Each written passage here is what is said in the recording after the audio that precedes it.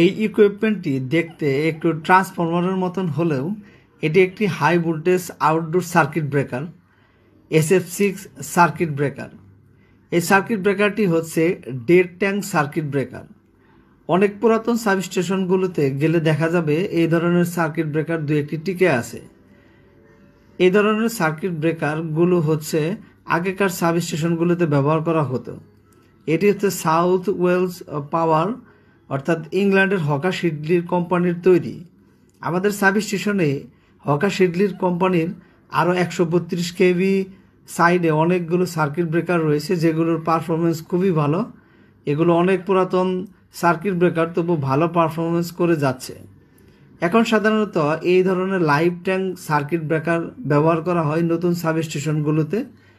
এই ধরনের হচ্ছে live tank, dead tank circuit breaker এখনকার নতুন সাবস্টেশনে নাই বললেই চলে।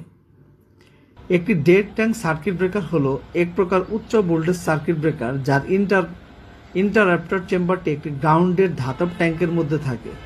এই ট্যাঙ্কটি SF6 গ্যাস বা তেলের মতো একটি অন্তরক বা ইনসুলেটিং পদার্থের মাধ্যম দিয়ে ভরা থাকে। ডেড ট্যাঙ্কটি নকশাটির নিরাপত্তা এবং স্থিতিশীলতা বৃদ্ধি করে, যা এটিকে উচ্চ ভোল্টেজ অ্যাপ্লিকেশনের জন্য উপযুক্ত করে তোলে।